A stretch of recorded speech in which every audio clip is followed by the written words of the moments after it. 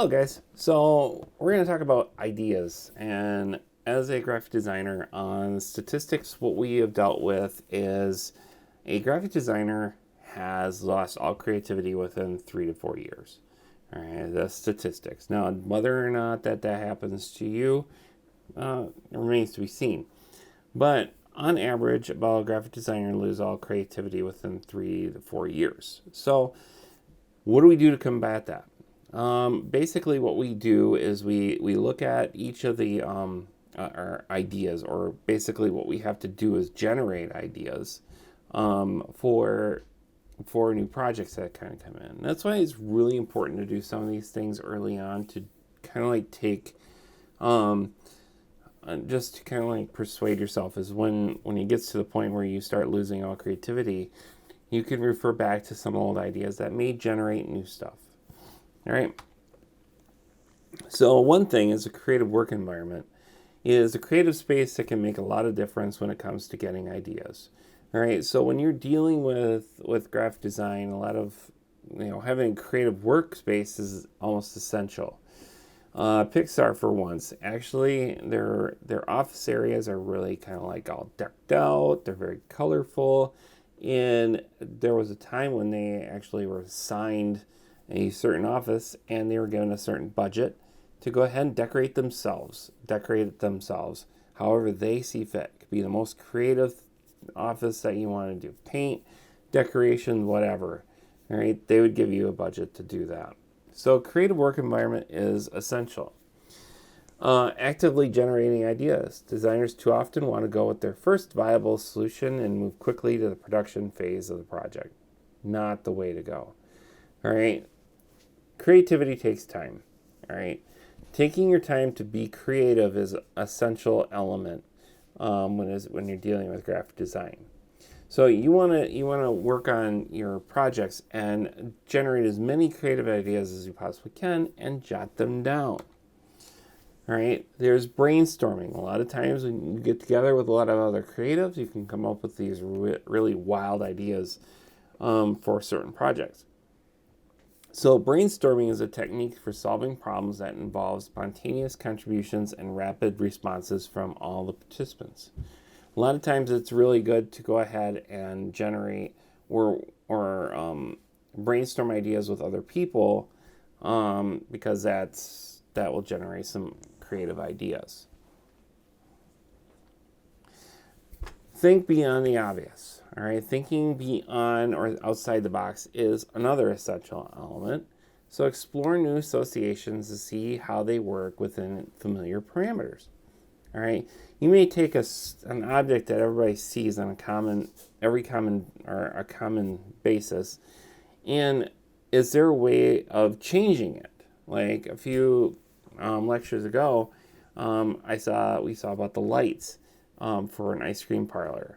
All right, we made the ice cream cone, the fixture for the light, and the actual ice cream portion of it was the actual bulb, which was very creative. All right, so we look at this. This is an image of a bus, but it was wrapped with a snake or a python, and it looks big. If you were walking down the street and this thing drove past you, you couldn't help but look at it because you have to take a second look to kind of see what's going on, but it would intrigue and bring interest to it.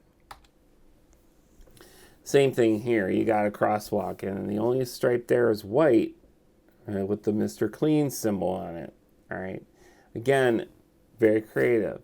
Or the bag there that has the handle as a weight there. All right. Kind of makes you, as you're walking past with a bag like that, makes you want to take a second look at it. But some of the ideas that you come up with, you have to create thumbnails, which are just tiny little sketches. You don't have to be the best drawer in the world to create thumbnails. They only have to relate to what you understand. So it's like they're quick sketches jotted down for some ideas. So like here you got a boat and the sun there. How is that going to look laid out? All right, some layout ideas. Or a website. You can develop quick little sketches to kind of like come up with ideas or layouts that maybe fit best for whatever project you're working on. Or product concepts here. There's some thumbnails for tennis shoes that are being done. All right. Concepts can come of all shapes and forms, but they're ideas that are jotted down. All right. You may have seen this in a certain project where you associate words and ideas or applying a random word technique to your design process. What a random word technique is oftentimes this is a thing of last resort. This is going to help out quite a bit. Imagine if you are running out of ideas and you got a project for a hammer. All right, the hammer, you think about the characteristics of the hammer. It's strong, it's tough, it's, it has a wooden handle and it's a metal head and, it has a claw on the back end of it. Okay, so it's a typical hammer. All right, and you're trying to come up with something that's very unique. So what you can do is what the random word technique says is that if you take a dictionary and you open it up and you choose a random word from that page that you open up on this random, when you open up the book, a random set of words are there and you put your finger down and you point at something, start thinking about what the word is and start looking at the definition for it and then basically try to apply.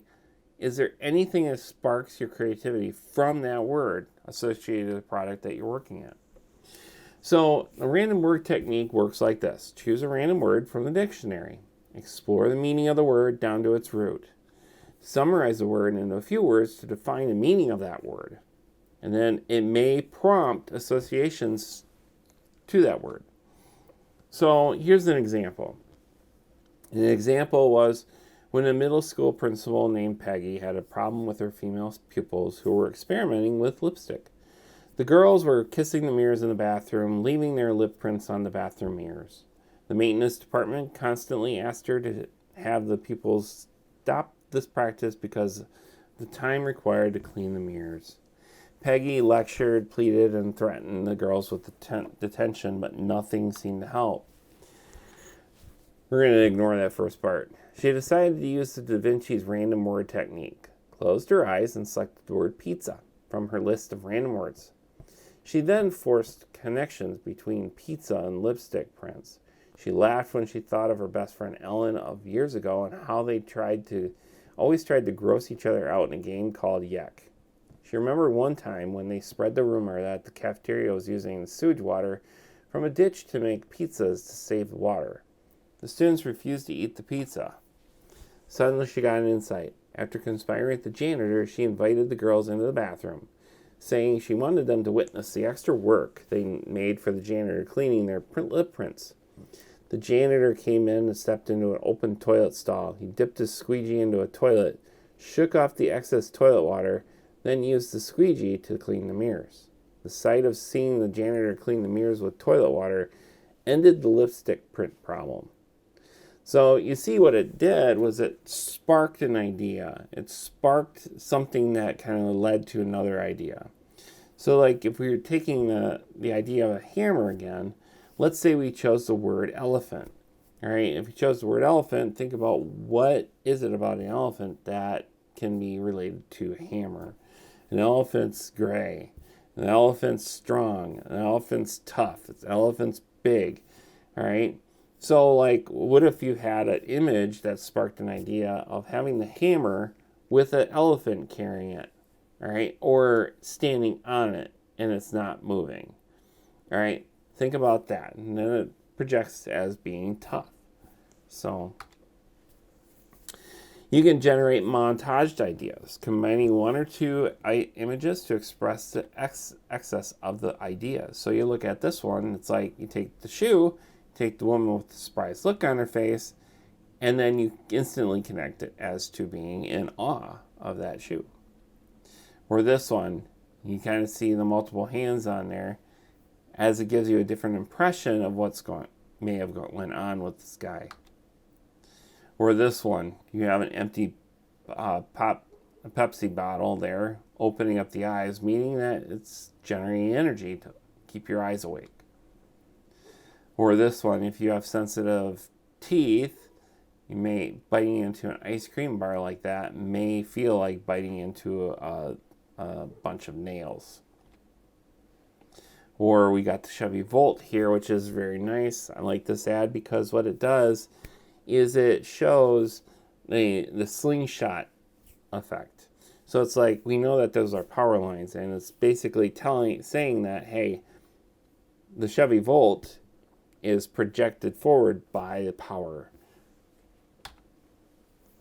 Or this is absolutely one of my favorite ads that I've ever seen. And there's not much to it.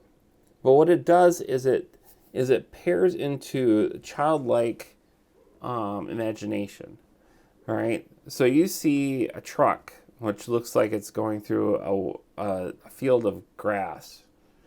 But that's what a child imagines. But this is an ad for Hot Wheels. So that truck is going actually through a shag carpet. So it takes it and gives you an instant representation of what a childlike imagination is like, and puts that into your head, what that is. A brilliant ad is what I look at. All right, there's also a benefiting from playful accidents. We also call them happy accidents, where it's like something accidental comes up and you're like, oh my gosh, that's a great idea. So here we're talking about random accidents of design. So this little story revolves around this artist and this little girl. This is her daughter. All right, so as you can see there, you can see that there's what looks like really good drawings of heads, but then there's stick figures done as bodies. So this is the story behind Micah Angela Hendricks, aka the Busy Mockingbird, knows a little bit about happy accidents. After her art supply loving 4-year-old turned her mom words about sharing back on her, she was compelled to accept an unexpected collaboration with the clever half pint. So what actually happened is that at one point this artist started drawing. Started drawing the head there, and then the hair, and then walked away to, since she is a mom of a 4-year-old, she wanted to, you know how kids are, it's like, oh, they come up to you and say, well, I'm hungry, and then you pretty much have to stop what you're doing in order to go feed them.